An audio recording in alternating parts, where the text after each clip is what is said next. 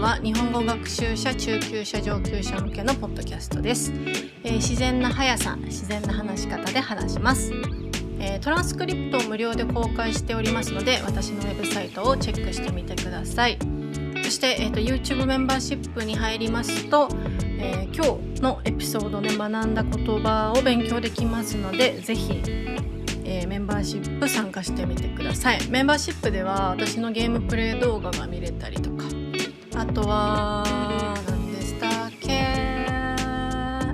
最近のニュースについて説明したライブ、をしてます。はい。それのアーカイブとかライブが見れたりとか、いろいろコンテンツありますので、ぜひチェックしてみてください。はい。ということで、あとね、会話教材も発売中です。自然な会話を練習したい方、ぜひ私のウェブサイトから会話教材チェックしてみてください。今第2弾をもう結構最終段階に入ってまして、第2弾は今月中には発売する予定なので、ぜひお楽しみに。かなりちょっとボリュームがね、すごい増えてしまいまして、はい、かなり読み応えがあるというか、学習しがいがある教材になっているのではと思います。ビジネス系の教材になってます。はい。ということで、今日はですね、ちょっといろいろ、私のことなんですけど、なんか自分の話をするのもなんだかなって感じなんですけど、なんかお休みしていた理由とか、なんか、ちょっと重い話になっちゃうかもなんだけど、私は、もう最初に言っときますと、私は元気ですという話をしたいですけどね。そう、1ヶ月間私レッスンを休んでたんですよ。6月の1ヶ月ぐらいですね。本当お休みいただきありがとうございました。ご協力してくれた皆様。はい。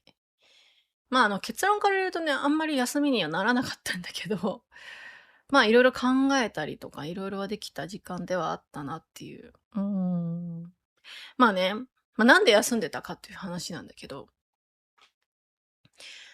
なんかいろいろなのね。もう本当に複数で、もう一つのことじゃなく、いろんなことがちょっともう、なんか、なんていうの、限界まで行ってないけど、限界に近いというか、一回休んだ方がいいよねっていう感情っていうか、状態になったという感じでして、一番っていうか、いろいろ本当にいろいろあるんだけど、最もな原因はなんか体の調子ですね。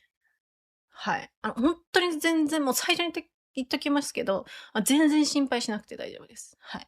もう、みんな本当に優しいと思うから多分心配してくれると思うんだけど、全然、今回はもう別に心配してほしいわけじゃないので、本当に、そういうこともあるんだっていうのを、なんか私は皆さんに伝えられればいいなと思ってね、話すんですけど、私体が結構なんか、弱いっていうと、なんか風邪をひきやすいとか病気になりやすいって思うと思うんですけど、そういう弱いじゃなくてですね、多分ね、体の作りがね、なんて言うんだろう。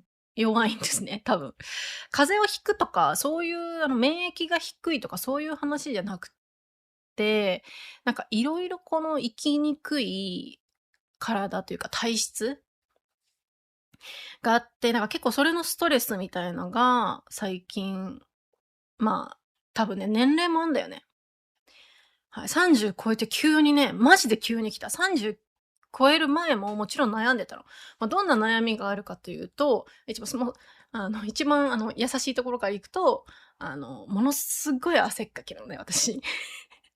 今も手とかちょっと汗かいてたりとか、いや、私も汗かくよっていう人多分いっぱいいると思うんだけど、なんか、とにかくね、冬でも汗をかいたりすんのよ。多汗症までいかない、病気まではいかないと思うんだけど、夏とかもね、一人で電車でもうなんかこんなで巨大タオルを持って汗拭かないといけないぐらい、もうね、汗っかきなので、結構ね、その夏はね、すごいストレスになるので、私は夏はね、よくね、ヨーロッパや、涼しいところに逃げたりね、今までしてたんですけど、ヨーロッパ行ったりとか、カナダに行ったりとか、なんかいろいろね、涼しいところに逃げようって思ってたんですけど、今回はちょっと日本でね、暑い夏を過ごさなきゃいけないので、ちょっと嫌だなっていう気持ちがあるんですけど、ものすごい汗かきなの恥ずかしいのね。恥ずかしいし、ストレスなのね。すごく。だって歩いてるだけでさ、汗がタラタラタラタラ感じるの。すごい嫌じゃん。で、同じ悩みの人いると思う。すごい汗がすごいかいちゃうみたいな人。そう、だから足の、すごいね、なんか嫌な話かもしれないけど、足の裏とかもすごい汗かいちゃうから、私はスリッパは畳の、スリッパじゃないと履けないですね。汗で蒸れちゃうから。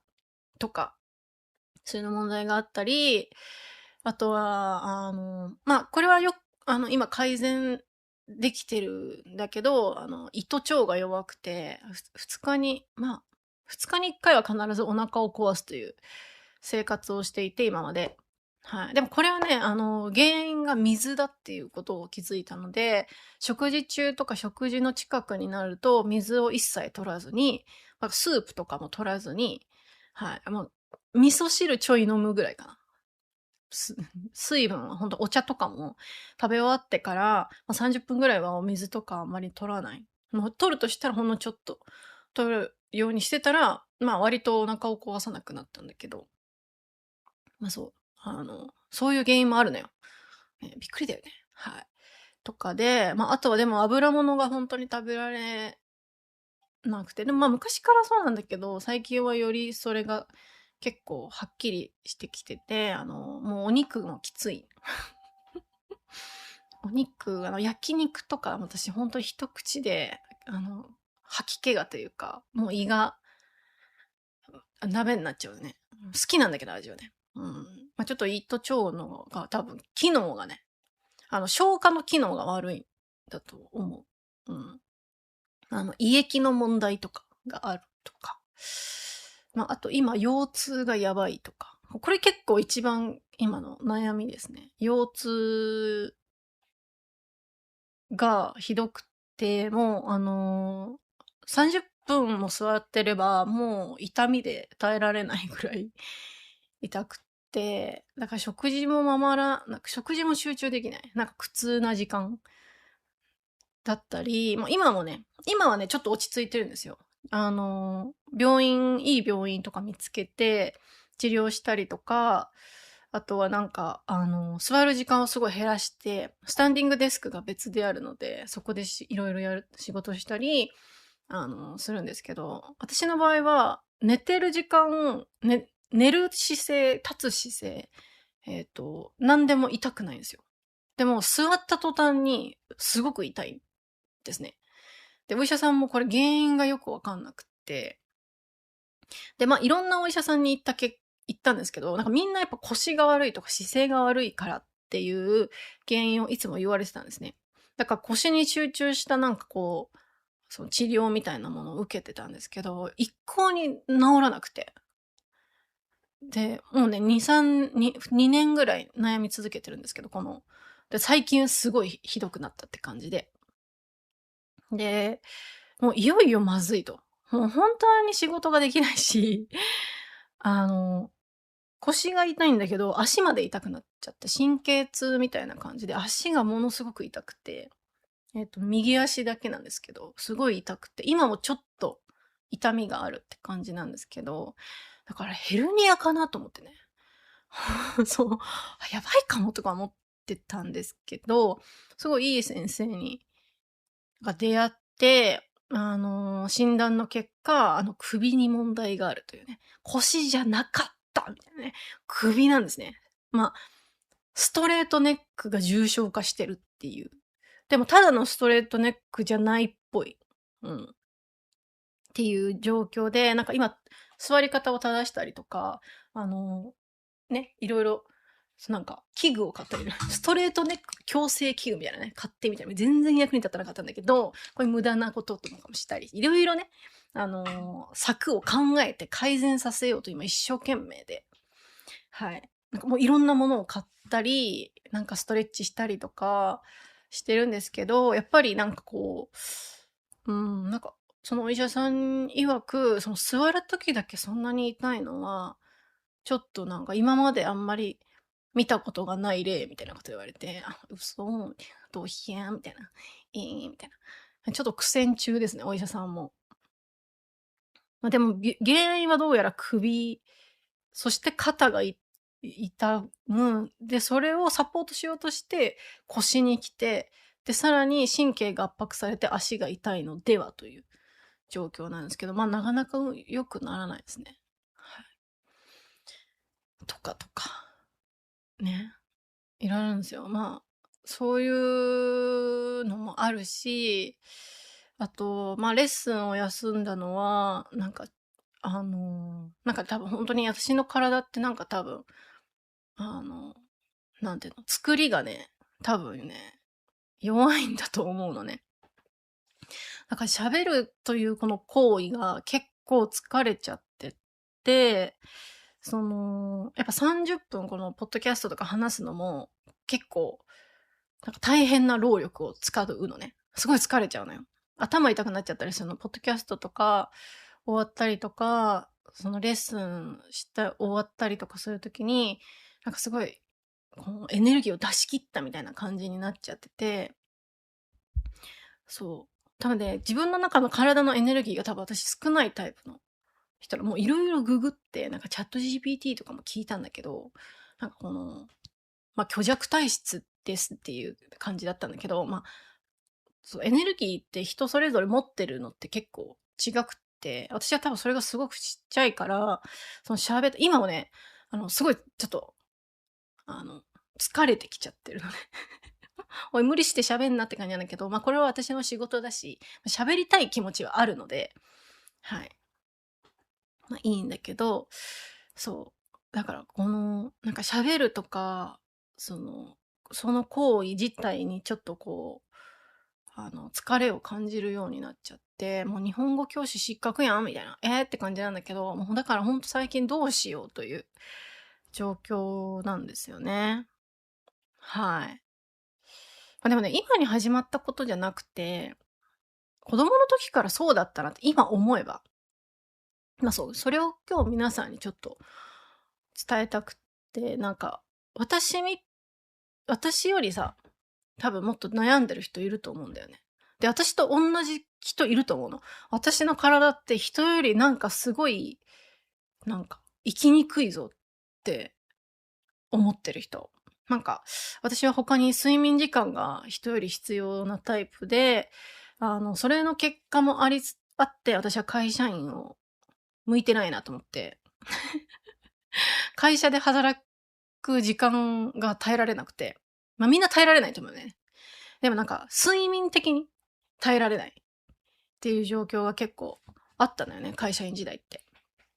で、営業とかもやってて、先輩とかと一緒にさ、営業行ったり、一人で営業行ったりさ、営業だからなんかお客さんと話したりするんだけど、もう、疲れすぎてて、なんか倒れ込むぐらい、毎日疲れてて、まあ、向いてないなって思ったんだよね。でも体力がないのよ。そう、体力がないのよ、私、すごく。で、なんか部活とかダンス部とか、私ずっと運動部やってるんだけど、なんか一人だけ練習についていけてないなってことも昔からあって、なんか走ったりとか、筋力トレーニングは結構、まあ、耐えられるんだけど、なんていうの、体力が必要なやつ、走るとか、ああいう系がもう本当にできなくって、全然。で、部活もダンス部だったんだけど、一曲踊るのがきつくて、高校生だよ。で、みんなさ、2曲とか3曲とか踊るわけじゃん。もう私なんか血が出るんじゃないかと思って、体から。それぐらいきつくて、で、なんか私向いてないなと思って、まあやめたんだね、ダンスって。で、今はもう丸々1曲踊らないダンスだから、いいんだけど、まあ、しんどいんだけど、まあ何が言いたいかというと、なんか私と同じ人多分いると思うのね。うん。人ができることができない。うん。で、なんか、私はずっと運動を続けているタイプなんだけど、運動部だったし、学生時代も結構外で遊んでるタイプだったんだけど、なんであの子ができるのに自分できないんだろうってすごい、なんか感じることがよくあったのよ。なんか一緒に走ってんのに、一緒にプールで泳いでんのに、なんか私だけなんか、もう、死ぬみたいな感じになってて、なんか、やっぱ学生時代とか若い頃ってやっぱ自分ってなんかダメな人間なんだみたいな、極論言うとね、なんで私だけできないんだろうみたいな、私だけ弱い、私だけなんか努力してないとか、なんか私だけ才能がないとか、なんか私だけなんでできないのかみたいなことって、考えちゃう。他にもできない人多分いっぱいいるんだろうけど、自分しか目に見えないじゃない。自分しか感じられないから、もしかしたら私と同じようにすっげえ疲れてるけど、一生懸命無理してる人たちもいたかもしれないんだけど、やっぱなんか、周りが軽くできてんのに、自分だけなんか全然うまくいかなくて、なんか恥ずかしいとか学生時代はね。なんか、自分は怠け者だとか、なんか考えることが多かったんだけど、結構20代もね、そういうことを考えてたね。なんか営業先行って帰ってくるだけでなんかすごく疲れていて、その後なんかパソコン作業しなきゃいけないのに、疲れで、コンタクトから目が取れる、コンタクトがなんか目から取れるみたいなね。よくあったのよ。夜5時ぐらいになると、もうコンタクトが目から脱走しようとして、いつもポロッみたいな。これコンタクトが合わないわけじゃないんですよ。普通にしてたら何も問題ないし、お医者さんから支給されたコンタクトだったんで、合わないことないんですよ。でも多分、疲れと眠気と、で、なんかもうね、コンタクトが目から脱走するみたいなことがよくあって、そう。で、睡眠も8時間ぐらい寝てんのに、そんな毎日だったから、なんでだろうって、すごいね、思ってたんだよね。で、カラオケとかでさ、友達とカラオケに行ってもさ、私が歌おうとするとさ、声が小さすぎてさ、マイクに声が全然入らないのね。だから私カラオケ好きじゃないんだけど、一生懸命こっちは歌ってんだよ。全力で。なのに、一緒に歌ってる同じ女の子とかの声しか聞こえないみたいなね。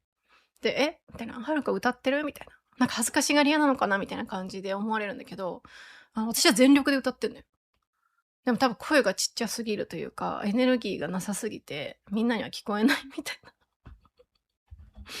な。悲しみみたいなね。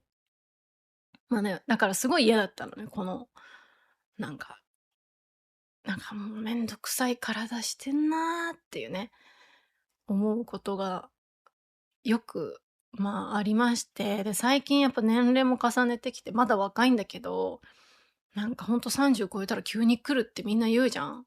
本当にそうだね。30超えたら急に来て。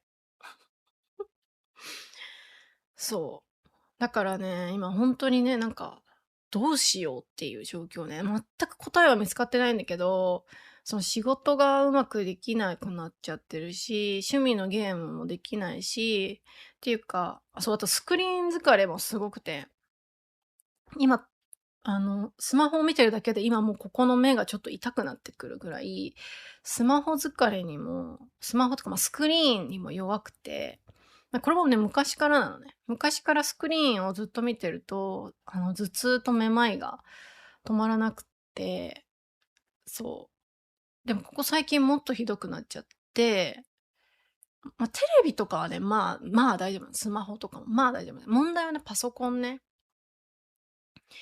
とかなんか、てか目がね、弱いんだよね。強い光。太陽でも私結構ダメなのね。目が弱みたいな。そう。ね、最近はその目が疲れたなと思って寝ると、その次の日に頭痛がひどくって、じっとできないっていうか、もう起きていられないぐらいのね、頭痛になったりするので、なんかもう本当に仕事ができない、どうしようっていう状況なのね。そう。いや、本当に多分私の今の話聞いてすごい心配してくれると思うんだけど、今に始まった話じゃないので、最近ちょっと深刻になってきた年齢のせいかなという感じなんですけど、昔からそうだったな、今思えばっていう感じなんで、大丈夫なんですけど、大丈夫っていうかなんか、別に心配はいらないんですけど、なんかこの先私生きていくの、どうしようっていうね。シンプルに言うとね。すごいね、いろんな不安が結構、あるっていうね。うん。本当はね、メンバー限定でこの話しようと思ったんだけど、そう。プライベートのことだからね。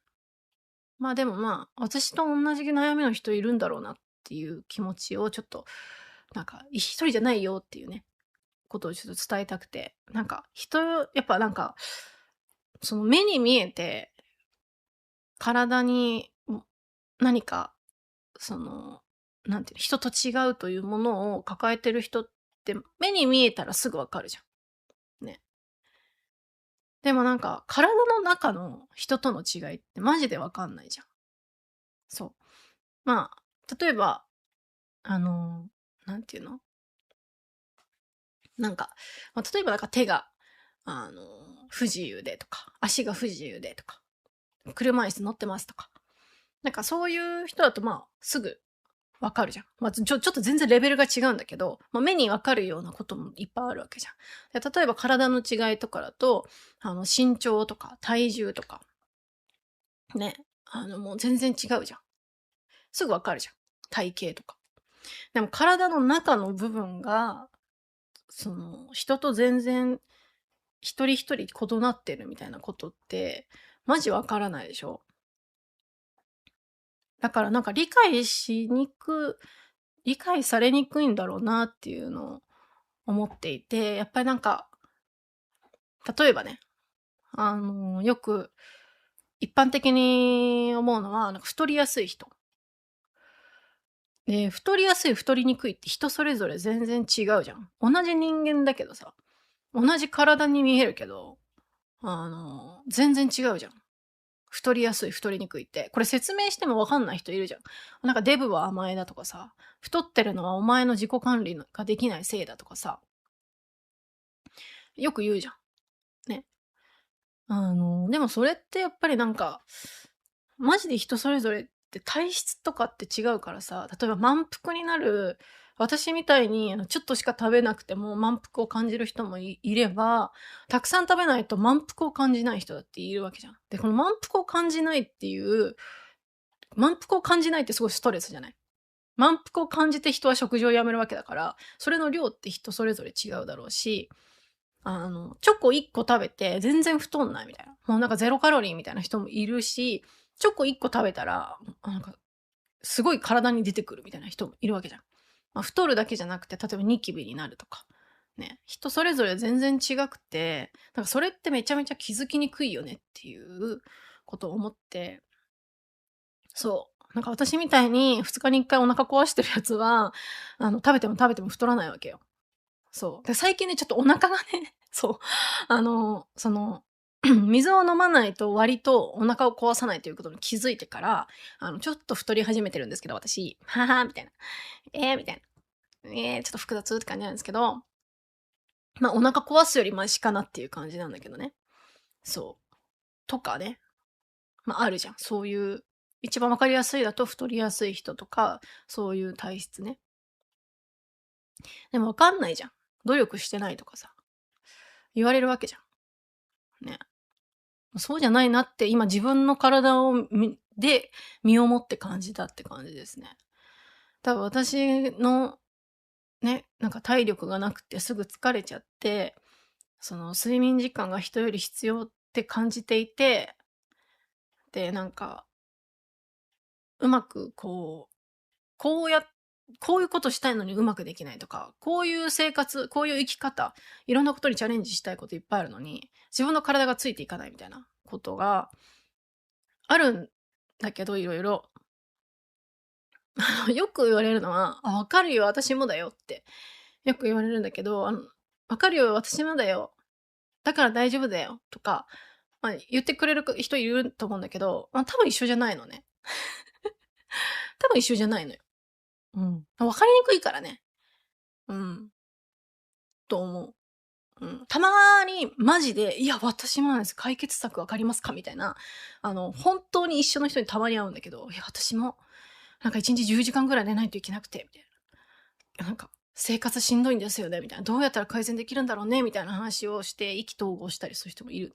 一緒みたいな。悩みが一緒だ、みたいな。うん。でも1日3時間で事足りてる人もいるわけじゃん。4時間睡眠でも全然問題ないです、みたいな。こっちたら4時間後とかの睡眠だったら多分もう死んでるんだよね。うん。道端で倒れてる。多分。はい。みたいなね。そう。まあ、性格もそうだと思うんだけどね。性格、やっぱ内面の部分って本当に人それぞれわかんなくて、私は新しく会った人とお話しするのが苦手でとか、わかる、私もそうだよってね、言う人もいっぱいいると思うんだけど、その私もそうだよの人と、その人と話すのが苦手だよって言ってる人の度合いが必ずしも一緒だとは限らないわけよ。こっちの人がすっごい高くて、こっちの人はそうでもなかったりするかもしれないけど、っていうね、個人的にはそれぞれそう思ってるだけで、みたいな。本当にね、わかんないよねっていうことで、何が言いたいのかっていうと、まあなんか、もうそれはもうなんか、ね、まあ性格はちょっとあれだけど、体の作りとか、体質とか、体型とか、その努力できる範囲を超えてるものっていうのは、なんか、うーん、しょうがないっていうか、生まれた時からそうなわけじゃん。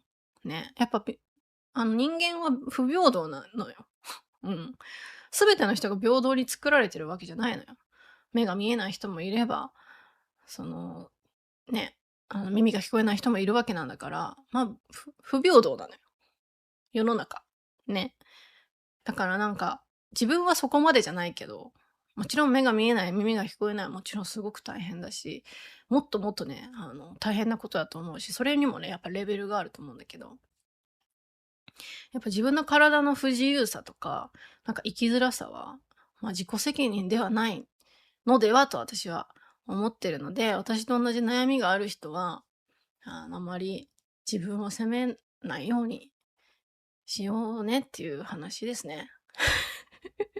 着地これで合ってるかなそう。まあ、私も落ち込んだりするっていうか、まあでももう、昔からそうだし、昔からそうだったなって今思えば、そう。その時は気づかないよ。昔は私はみんなと一緒だと思うし、みんなと一緒にいろんなことができると思ってたのにできなくて落ち込んだりとか、なんか自分はでき損ないだなとか思ったりしてたんだけど、はい、今はね、なんか、いや、私ってやっぱりなんか、なんて怠惰な人間っていうか、なんかこんないっぱい寝なきゃいけなくてダラダラした人間なんだって思ったけど、なんかふと思えば、いや、私子供の時からそうかもってか思ってると、なんかもうそれはしょうがないかもって。もうこんなになんか、部活で運動して、今もダンスとかやってんのに、変わらないんだったら、もうしょうがねえなって、受け入れるしかねえな、これっていうね。もう体力のなさ、なんか、体の、まあなんか弱さみたいな部分。筋トレやスポーツでね、補えないのよ。こう体力づくりをしようとか、なんか、これしたらもっと体力が、増えますよっていう人もね、もちろんその方法ももちろんあると思う、スポーツ選手とかさ。でもみんながそうなると限らないよね。もうこんだけ運動してんのに、何にも変わんないのよ。ほんとに。そう。っていうことがあるので、まあもちろん諦めませんけど、運動はし続ける。まあこれ以上、体力のない弱々しい体にはなりたくないので、運動もし続けるし、体のケアをね、もっと今していこうかなと思っております。はい。そんな話をしてて、もう腰が痛くなってきてるんですけど。いや、そうだからね、仕事も今すごい考えてて、私の今の体と体質を考えると、この一日中座ってデスクを見てよく喋る仕事っていうのは自分には向いてないのかもなって思ってて、まあでも好きなのでレッスンも好きだし、ポッドキャストも続けたいし、はい。なので別に辞めるつもりは一切ないんだけど、まあ将来を考えて、なんかこうスクリーンを見ない、なんかこの自分の体に合った仕事をなんかやり始めようかなみたいなことは考えたり考えなかったり、考えたり考えなかったりしています。はい。まあ、日々変わるんだよね。すぐには決められないことで。あと、この時代スクリーンを見ない仕事って何っていうね。はい。ゆうゆうさんに聞いたら農業ですねって言われたんだけど、いや、しんどいしんどいしんどいみたいな。いや、農業はもっとしんどいみたいな。ね。そう。どうしようかなって思った。その前回、親の、居酒屋のお手伝いをしてた時とか、すごい思ったね。やっぱ。でもあれはあれですごい辛いから、体力必要なんで、私ができることってなんだろうなみたいなことは考えている。皆さんはどうですかね？皆さんの今の生活とか、仕事って自分の体に合ってると思う？この先ずっと続けていけるかな？うん。そういうこと考えちゃうとね、お先真っ暗になっちゃうよね。もうなんか仕事なんてやりたくねえよ、みたいな、パーンみたいなね、思っちゃうかもしんないんだけど、なんか、うん。やっぱ自分の体とかを考えるのはやっぱ大切だなと思いますね。はい。っていう。だからもう私と同じように、なんか体のことでなんかこれ、なんかうまくできない。なんで私はこれがうまくできないんだろうとか、なんでこうなるんだろうみたいなね、人がいたら、もうそれはもうね、致し方ない。なんかもうガチャだから体とかって。顔もそうじゃん。なんか、なんで私ってこんなにブスなんだろうとかさ、なんでこんなになんか自分ってイケメンなんだろうとかね。もうガチャなんで、それは。どうしようもないですね。自分で決められた話じゃない。うん。私も子供の時からいっぱい運動して、いっぱいスポーツしてたのに、全然強くならなかったし、体。でも風邪はひかないんだよね、あんまり。そう。風邪はひかないから、それは強いんだよね。多分免疫は結構強いかも。あんまりインフルとかにもならないから、そこは、あとね、お腹を壊すっていうことも、あるんだけど、それはなんか、ウイルスでお腹を壊したことないのね、私。食中毒はある。生肉で食中毒はあるんだけど、なんか、ウイルス性胃腸炎とかあるじゃん。みんな良くなってるじゃん。あと、牡蠣食べてとかさ、なんかそういうのでお腹を壊したことは一回もないのね、私。だからなんか、強いんだか弱いんだかみたいなね。もう強いんだか弱いんだかわかんないみたいな。そういうところはやっぱ好きというかありがたいですね。自分がなんか、割とウイルスに強めみたいな。インフルエンザも何年もなってないしね。うん。はい。ワクチン打ってないんだけどね。はい。ってな感じで。す。なんか体質改善とかってできんのかな？どうなんだろうね。私はね、諦めずというか、できることはやっていこうというスタンスなので、体力を強くさせるっていうのは結構しんどいので、あれなんですけど、結構コンプレックスっていうのはいっぱいあって、自分の中で。その中の一つは、声なんですね、私の。結構声の質は気に入ってるんですよ。いい声してますねって言われてみんな、えへへ、えへへっていつも思ってるんですね。コメントとかで、はるか先生の声が好きですとか言ってね、えへへへみたいなね、喜んでるんですけど、その、声に勢いがないんですよ。多分エネルギーが少ないから、大きい声を出したり、なんかこう、長くこう喋ったりとかしてると、なんかもう、今もうちょっと、こう、息が上がっちゃったりするんで、あの、しんどいですね。で、ポッドキャスターだし、だからなんか、ボイトレとか通ってみようかなって、改善策としてね。ボイストレーニング的なものか、肺活量を多くする、なんか楽器とか始めるとかね。知らんけど。知らんけどね。なんか、楽器とかやってる人すごい、その肺活量、ふーって吹くのが強かったりするじゃん。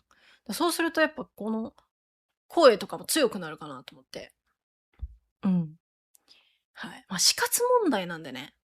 声がうまく出ないとかちっちゃいとかすぐ疲れちゃうっていうのは私の仕事で考えるともうほんと死活問題なんで、そのボイストレーニングとかで変わんのかなとかね。はい。思ったりしますね。はい。やってみたいことね、もういろいろあるんだけど、そう。だからね、体作りみたいなね。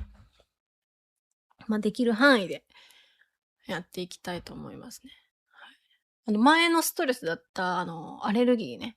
鼻炎は、今、なんか、薬で良くなりましたので。はい。あといろいろ、まだ改善できてないところがいっぱいあるんですけど、諦めずに改善していきたいと思います。はい。皆さんもね、ぜひ、なんか、悩みがあれば、ぜひコメントに書いてみてください。はい。腰の痛みが一番結構しんどいね、今は。スタンディングデスクをね、買ったらどうですかって、前メンバー限定の動画でこの話をした時に、スタンディングデスクをおすすめしてくれたのね。いや、確かにと思って。もう1個スタンディングデスクあるんだけど、このでっかいデスクはスタンディングじゃないので、スタンディングにしようかなと思うんだけど、でもなんか腰のね、お医者さんにそれを言ったら、確かにね、いい案なんだけど、それは根本の解決になってないからなって言われて、確かにね、みたいな。確かにスタンディングデスクを買うこと大切なんだけど、まずはやっぱ根本の治療をしなきゃいけないなと、思っています。はい。ということで、今日は、なんだろうね、体の話、私の体についてでした。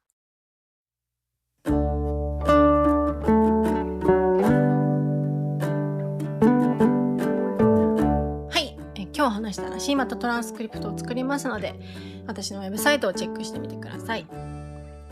あと、インスタグラム、YouTube、こちらのフォローもお願いいたします。YouTube メンバーシップですね。こちらのメンバーも募集しておりますので、ぜひチェックしてみてください。あと、サニーサイドジャパニーズポッドキャストもあります。はい。他の先生と2人で話してる、対話式のポッドキャストになりますので、こちらもぜひ、お聞きください。はい。あと、ゆうゆう先生とやってる春とゆうゆうのゲームで日本語、不定期更新になってますけど、全然続けてますので、ぜひ皆さんチェックしてみてください。はい。ちょっと自分の話ばっかりで大変申し訳なかったんですけど、本当に心配はいらないので、もう今に始まったことじゃないので、本当にもうこの事実は変えられないので、あとは自分がどう生きていくかという話になってくるのででも人それぞれいろんな悩みがあるよね。って思いますよ。誰やねんみたいなって思いますよとか言って、お前誰やんみたいな話なんだけど、いろんな悩みがあってね、私は最近だとその体の悩みっていうのが最近というか子供の時からずっとなんでだろうと思っていたことであったので、